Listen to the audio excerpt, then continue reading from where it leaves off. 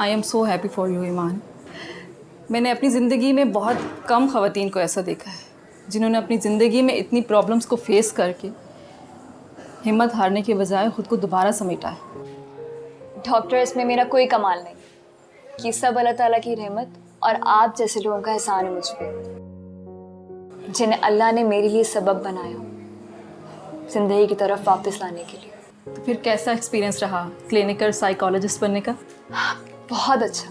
मैं आपको कैसे बताऊं कि मुझे पहली दफ़ा अंदाज़ा हो रहा है कि सिर्फ पैसे कमाना ही दुनिया में आने का मकसद नहीं है, बल्कि दुखी इंसानियत की मदद करके इस दुनिया में आने के मकसद का एहसास हो रहा है मुझे। That's great. बस कभी कभी कुछ पेशेंट्स को देख के मैं बहुत उदास हो जाती हूँ डॉक्टर, जो ज़हनी तौर पे बिल्कुल मफलूज हो चुके हैं। हमारे माशरे में सिर्फ उसी को मरीज़ समझा जाता है जिससे कोई जिस्मानी बीमारी हो। मेंटल हेल्थ को तो कोई इंपॉर्टेंस ही नहीं दी जाती, बस पागल होने का टैग लगा दिया जाता है। और नतीजा यही होता है जो तुम अपने इर्द गिर्द देख रही हो। ठीक कह रही हैं आप। कभी कभी तो मैं खुद को बहुत खुशकिस्मत समझती हूँ कि अल्लाह ताला ने मुझे हिदायत दी, शऊर दिया, और फिर आप और बड़ी भी जैसे लोग मेरी ज़िंदगी में भेजे। शायद कुछ लोगों की बदकिस्मती ये होती है डॉक्टर कि उन्हें अपनी ज़िंदगी में कोई दुरुस्त रहनुमाई करने वाला नहीं मिलता। बिल्कुल ऐसा ही है, मगर हर कोई तुम्हारी तरह रहनुमाई देने वालों की बातों पर अमल नहीं करते। और ईमान, तुम्हारी सबसे अच्छी यही बात है कि तुमने अपनी मुश्किलात पर रोने धोने के बजाय अपने हालात का डटकर मुकाबला किया है। मगर कभी कभी लगता है डॉक्टर कि इंसान जितना मजबूत हो ना, उस पर इम्तिहानात भी उतने ही सख्त आते हैं। ऐसा क्यों है डॉक्टर? क्या अल्लाह ताला अपने मजबूत बंदों से मोहब्बत नहीं करते? करता है, क्यों नहीं करता। देखो, मैं कोई रिलीजियस स्कॉलर नहीं हूँ, लेकिन मैंने किताबों में पढ़ा है और बड़े बड़ों से सुना है कि मुश्किलें इंसान की बेहतरी के लिए ही आती हैं। एक तो इंसान को मजबूत बनाती हैं और दूसरा अल्लाह के आगे इंसान के दर्जात बुलंद करती हैं और इंसान की मग़फ़िरत के रास्ते खोलते हैं। हाँ जी डॉक्टर, बिल्कुल ठीक कहा। पेशेंट्स को कोई भी बात साइंटिफिकली और लॉजिकली समझाने के साथ साथ रूहानी गाइडेंस देना भी ज़रूरी है, क्योंकि इन सब मसाइल का हल तो उसी रब के हाथ में है। बीमारी कोई भी हो, इलाज के साथ साथ अल्लाह पर तवक्कल और यकीन रखना लाजमी है। बिल्कुल ठीक कह रहे हैं आप। मेरी बेस्ट विशेस तुम्हारे साथ। Thank you. मैं अब चलती हूँ, अपना ख्याल रखिएगा। Thank you once again. Welcome. अल्लाह हाफ़िज़। अल्लाह हाफिज़।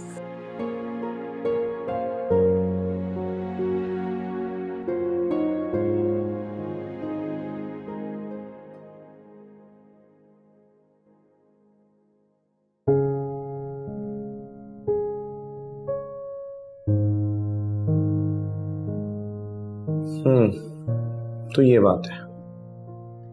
सर, मैं बहुत परेशान हूँ। ये सब मेरे साथ ही क्यों हो रहा है? मुझे नहीं समझ आ रही मुझे क्या फैसला करना है और क्या नहीं। लेकिन आपने मुझे अभी तक जो सिचुएशन बताई है उसके मुताबिक तो कुदरत आप पर बहुत मेहरबान है। सर, वो कैसे? वो ऐसे कि आप एक बुरे डिसीजन मेकर साबित हुए, लिहाजा कुदरत खुद आपके लिए ऐसे हालात और वाक़यात पैदा कर रही है जिसमें आपके लिए कोई भी फैसला लेना आसान। इसीलिए मैंने आपको पिछली बार कहा था, let things happen and let them go. जी सर, मुझे याद है। अब मैं यही करूँगा, आप शायद ठीक कहते हैं। तो फिर जो भी हो रहा है उसका सब्र से सामना करें, सब कुछ ठीक होने के लिए ही हो रहा है, ट्रस्ट मी। तो फिर परेशानी किस बात की है? सर, मुझे खुशी और सुकून चाहिए। मुझे दौलत का लालच है, ना कुछ और। मुझे तो बस मोहब्बत और खुशी चाहिए थी। इतनी मासूम सी ख्वाहिश थी मेरी। मेरे साथ ही ये सब क्यों सर, क्यों? हारिब, आपकी जिंदगी में क्यों बहुत है। खैर, पहली बात तो यह कि मोहब्बत एक बहुत ही खूबसूरत जज्बा है, जिसको मिल जाए वो बहुत ही खुशकिस्मत इंसान होता है। इस दुनिया में बहुत से लोग हैं, इंक्लूडिंग मी, जो अकेले हैं। उनकी लाइफ में कोई भी नहीं है, मगर वो खुश हैं। क्या समझे? क्या मतलब सर, आपकी लाइफ में कोई भी नहीं है?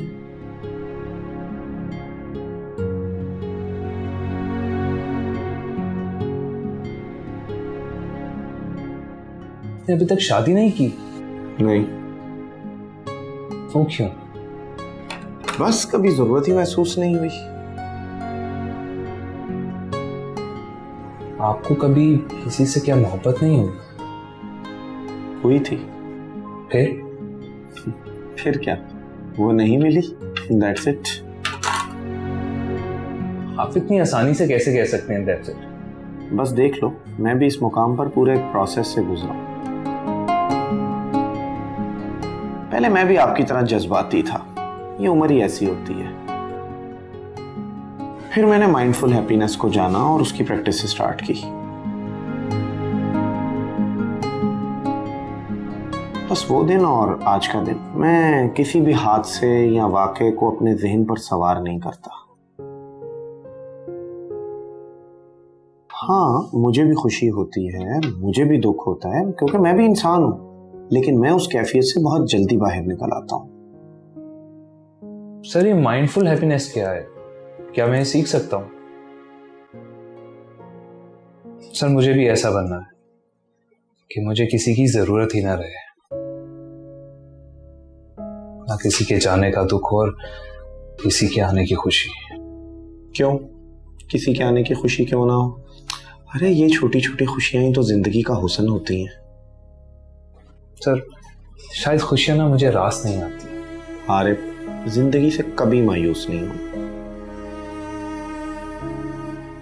आरिफ, ये जिंदगी के नशेबो फराज ही तो इंसान की शख्सियत में निखार लेकर आते हैं। बट इट डिपेंड्स कि इंसान अपनी जिंदगी के मामलात को हैंडल किस तरह करता है। सर, तो क्या इसी तरह मैं टेंशन और डिप्रेशन का शिकार रहूंगा? मुझे निकलना है इस अजाब से। ठीक है, आप इस उलझन से बहुत जल्दी निकल आएंगे अगर आप ज़हनी तौर पर खुश रहना शुरू करते हैं। फिर कैसे? मुझे ये भी सीखना है। इस पर हम अगली मुलाकात में बात करेंगे इंशाल्लाह। तब तक जो भी होता है उसका तहम्मुल से सामना करें।